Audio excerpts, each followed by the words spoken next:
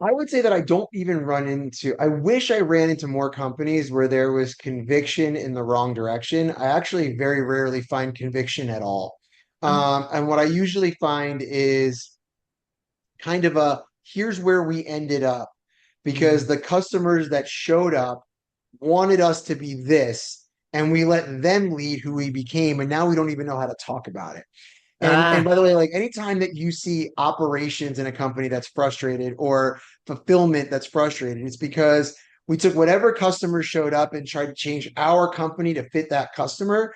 And that is like an impossible way to operate in the medium and long term in a business. And I get it. When you're struggling to make payroll or you don't know where your next deal is coming from and you don't have marketing and sales working the right way, any opportunity feels too good to pass up. But the problem is now you're letting opportunity define what your vision of the company, and you can never get great at anything because you're always trying to do everything for everybody. I met with a company earlier this week. They're doing 2.5 million in revenue, and when you look at their website, there are like 40 things they say they do. You can't be good at 40 things. Even the biggest companies in the world aren't good at 40 things. And so if you're a small company, pick the three things you're organically best at, and let's build our messaging, marketing, and sales strategy around those things, your area of genius.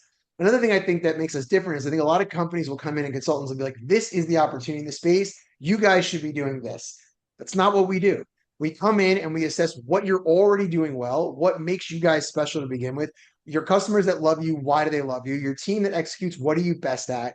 And then we build a commercial narrative around or who your authentic team is and what they authentically do well. And so what you find is after that first month, the whole team is energized now because you're telling the world, hey, we're great at this stuff. And it's your team loves that they're great at it. We're telling a story where they can be proud of the company and what they're doing. And suddenly you're attracting the customers you already know you can serve best instead of trying to figure out some creative way to serve customers that like you probably should be passing on to somebody else anyway.